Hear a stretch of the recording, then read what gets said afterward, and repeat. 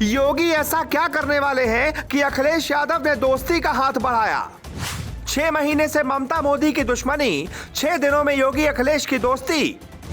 क्या केजरीवाल की राह पर चलेंगे अखिलेश? मिलाएंगे हाथ, फिर करेंगे खेला। कुछ तस्वीरों में कुछ कहानी होती है। नदी की 2 अलग अलग धारा एक हो जाए तो प्रलय आ जाती है। ठीक ऐसी ही होती है सियासत। फिर कैसे ये दोनों धाराएं मिल गई? राजनीतिक दुश्मनी का अंजाम भारी होता है। क्या उस अंजाम की चिंता यूपी की सियासत में साफ देखी जा रही है? 2014 में मोदी पीएम बने तो 2017 में योगी सीएम। 2018 आते आते तक मुलायम सिंह यादव ने मोदी की खुलकर तारीफ कर दी और योगी ने मुलायम से मुलाकात कर दोस्ती का हाथ आगे बढ़ाया।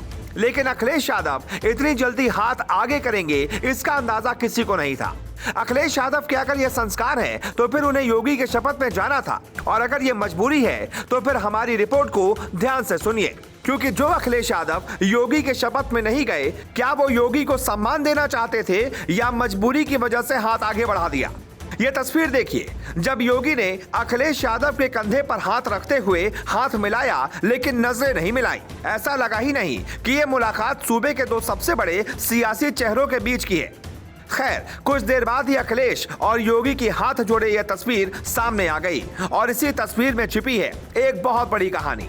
अखिलेश यादव जांच से घिरे हैं, बीजेपी दुश्मनी ब्याज के साथ चुकाती है। तो क्या कहानी ये है कि अखिलेश जांच की आंच से बचने के लिए दोस्ती का हाथ आगे बढ़ा रहे हैं? अमित शाह और पीएम मोदी को ललकारने वाले नेताओं को बीजेपी कभी माफ नहीं करती। बीजेपी की रणनीति होती है वो अपने विरोधियों का राजनीतिक सरेंडर करवाए और फायदा ले। क्या मायावती की तरह बीजेपी अखिलेश की कोई कमजोर नस पकड़ चुकी है जिसका असर है?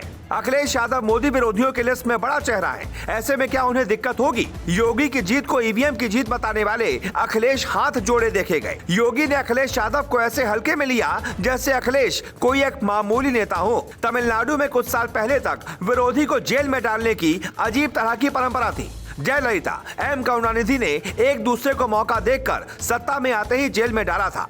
महाराष्ट्र में बीजेपी के खिलाफ बोलने वाले नवाब मलिक को हाल ही में जेल जाना पड़ा। आजम खान भी इसी लिस्ट में है। बीजेपी के खिलाफ राजनीति की तो जेल में डाल दिया। मायावती ने सत्ता मिलते ही राजा भैया को जेल में डाला था, तालाब तक खुदवा दिए थे। अखिलेश के भाषणों में योगी के लिए जो मीठापन था वो हमने पहले कभी नहीं सुना। तो क्या अखिलेश दोस्ती का हाथ आगे बढ़ाकर योगी को संदेश दे रहे थे कि सब ठीक रहे?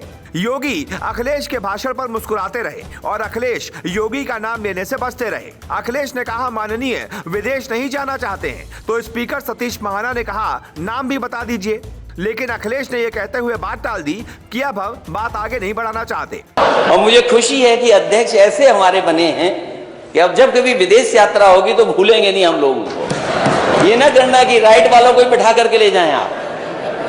हालांकि राइट में कुछ ऐसे सदस्य हैं वो विदेश नहीं जाना चाहते, और सही बात है तो सही बात है, वो विदेश नहीं जाना चाहते। और ये बात मैं इसलिए कह रहा हूं, अध्यक्ष महोदय, उनका नाम मालूम हो तो बता दिया, शुरू से आसानी हो जाएगी। आवाज मैं बात को आगे नहीं बढ़ाऊंगा अध्यक्ष महोदय।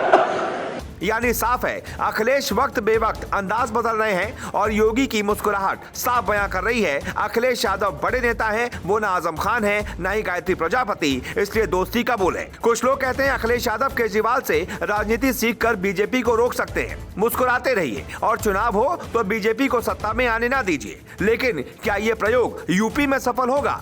ये तो वक्त ही बताएगा। Bureau report, global Bharat.